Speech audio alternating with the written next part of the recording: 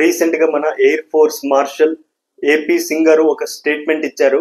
World మొత్తం ఈ statement ని కవర్ చేస్తుంది. ఆయన ఏమన్నారంటే, మన S-400 మిసైల్ డిఫెన్స్ సిస్టమ్ ఏదైతే ఉందో ఇది పాకిస్తాన్ ఎయిర్ ఫోర్స్ ని చాలా దారుణంగా డ్యామేజ్ చేసిందని ఆయన అన్నారు ప్రెస్ కాన్ఫరెన్స్ లో. మనం పాకిస్తాన్ కి సంబంధించిన 6 ఎయిర్ క్రాఫ్ట్స్ ని షూట్ డౌన్ చేశాం. అందులో 5 వచ్చేసి ఫైటర్ జెట్స్, ఒకటి వచ్చేసి air Born early warning system, చాలా హ్యూజ్ వెహికల్ ఉంటుంది అదవచ్చు, లేదా ఎలక్ట్రిక్ ఇంటెలిజెన్స్ సిస్టమ్ అనే వెహికల్ ఉంటుంది, అది కూడా ఒక ఎయిర్ క్రాఫ్ట్, చాలా పెద్ద ఎయిర్ క్రాఫ్ట్ ఉంటుంది. ఈ రెండిట్లో ఏదో ఒకటి షూట్ డౌన్ చేశామని చెప్తున్నారు, దాంట్లో క్లారిటీ మిస్ అయింది. బట్ ఒకటైతే పెద్ద హ్యూజ్ వెహికల్ అయితే ఒకటి షూట్ డౌన్ అయింది, అది plus 5 fighter jets, total 6 air crafts మనం షూట్ డౌన్ చేయడం జరిగింది పాకిస్తాన్ ఎయిర్ ఫోర్స్. ఇది for the first time government source నుంచి, అంటే అఫీషియల్ గా మనము డిక్లేర్ చేస్తున్నాము, like kills 5 fighter jets and ఒక ఎయిర్ క్రాఫ్ట్ అని చెప్పి, హ్యూజ్ ఎయిర్ క్రాఫ్ట్ అని చెప్పి. ఇది అఫీషియల్ కన్ఫర్మేషన్ ఆపరేషన్ సింధూర్ తర్వాత. ఇదంతా S-400 మిసైల్ డిఫెన్స్ సిస్టమ్ చేసిందని ఆయన చెప్పారు. ఇక్కడ ఇంట్రెస్టింగ్ విషయం ఏంటంటే, ఈ S-400 మిసైల్ డిఫెన్స్ సిస్టమ్ ఏదైతుందో మనం ఫైర్ చేసామో అది 300 కిలోమీటర్స్ పాకిస్తాన్ టెరిటరీలోకి వెళ్ళి షూట్ డౌన్ చేసింది ఫైటర్ జెట్స్ ని. మనం చూసుకుంటే కనుక ఈ S-400 defence system maximum range వచ్చేసి 400 కిలోమీటర్, అంటే 380 కిలోమీటర్స్ నుంచి 400 కిలోమీటర్స్ రేంజ్ లో ఉన్న ఫైటర్ జెట్స్ కావచ్చు, ఇతర ఎయిర్ క్రాఫ్ట్ ని కావచ్చు, ఇది షూట్ డౌన్ చేసే కెపాసిటీ ఉంది. అండ్ ఇది చేసి చూపించింది అక్యురేట్ గా. ఇది ఒక పెద్ద అచీవ్మెంట్ S-400 కి. ఇది largest surface to air kill అనమాట, surface to air largest ever kill. General గా మనం చూసుకుంటే ఈ airborne early warning control aircraft ఏదైతే ఉంటుందో, పెద్ద ఎయిర్ క్రాఫ్ట్, అవి జనరల్ గా షూట్ డౌన్ అవ్వవు. ఎందుకంటే అవి చాలా ఎక్స్పెన్సివ్ అండ్ కంట్రీస్ జనరలీ వాటిని దాచుంచుతాయి. ఇది air Born early warning control system air craft ఏదైతే ఉందో, ఇది ఏం అటాక్ ఎయిర్ క్రాఫ్ట్ కాదు, దీంట్లో ఏం మిసైల్స్ అలాంటివి ఏమి ఉండవు. ఇది కేవలం దీనికి ఒక రాడార్ ఉంటుంది, ఇది గాల్లో ఫ్లై అవుతున్న రాడార్ అనమాట. ఈ ఎనిమీ కంట్రీ నుంచి ఏదైనా ఎయిర్ క్రాఫ్ట్స్ కానీ ఏవైనా వస్తుంటే త్వరగా ఇన్ఫర్మేషన్ పాస్ చేసే కెపాసిటీ దీనికి ఉంటుంది. అండ్ ఇది చాలా కాస్ట్లీ. అండ్ అలాంటి దాన్ని మనం ఈజీగా లేప్ అవతల పడేసాం, షూట్ డౌన్ చేయడం, ఇది హిస్టరీలో ఎప్పుడు జరగలేదు ఇన్ అవర్ మిలిటరీ హిస్టరీ. మనకు ఒక డౌట్ రావచ్చు, ఇదంతా ఆపరేషన్ సింధూర్ అయిపోయినప్పుడు వెంటనే చెప్పాలి కదా, ఇంత లేట్ ఎందుకు చేశారు, దీని వెనుకున్న రీజన్ ఏంటి అని. అదే పాకిస్తాన్ అయితే ఒకవైపు ఫేక్ న్యూస్ చాలా ర్యాపిడ్ గా స్ప్రెడ్ చేసింది. ఆ ఫేక్ న్యూస్ ని ఇంటర్నేషనల్ మీడియా కూడా గట్టిగా చూపించడం జరిగింది. నిజం అనేది మనం చెప్పేలోపు అబద్ధం అనేది చాలా గట్టిగా వెళ్ళేసింది. వీటి గురించి కూడా మనం ఆల్రెడీ మన ఛానల్లో ఒక వీడియో చేసి ఉంచాం.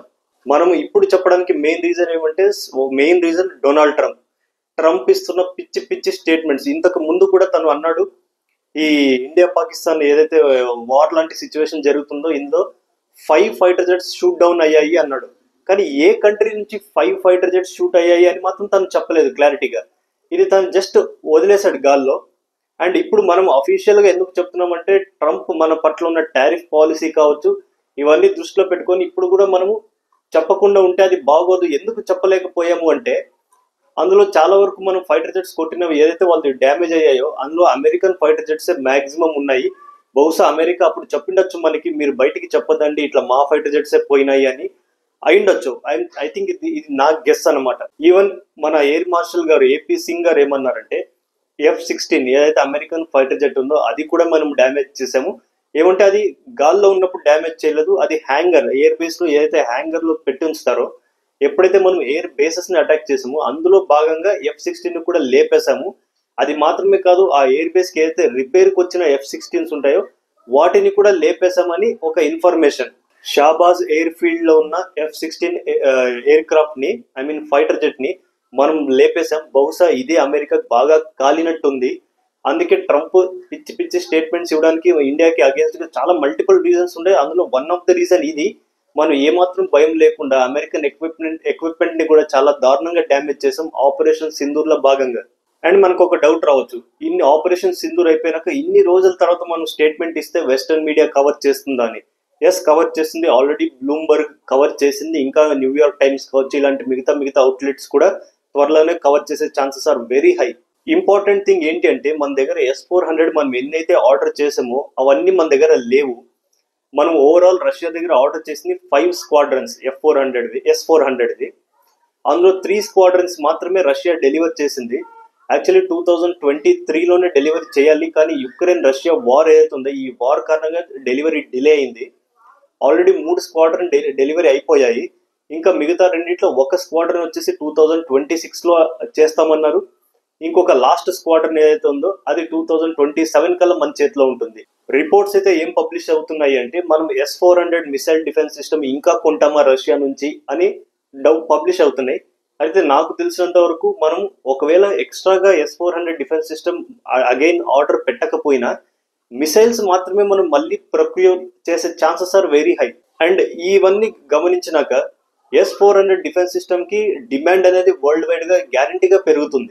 అండ్ ఈవెన్ మన ఎయిర్ మార్షల్ చీఫ్ గారు చాలా హ్యాపీగా కనిపించారు ప్రెస్ కాన్ఫరెన్స్ లో. S-400 ని చాలా గట్టిగా పొగిడారు. ఆయన ఇంకొక బాధాకరమైన విషయం కూడా షేర్ చేసుకున్నారు. అదేంటి అంటే ఇంతకు ముందు మనకు గుర్తుంటే కనుక బాలాకోట్ స్ట్రైక్ అనేది మనం చేసాం పాకిస్తాన్ లో.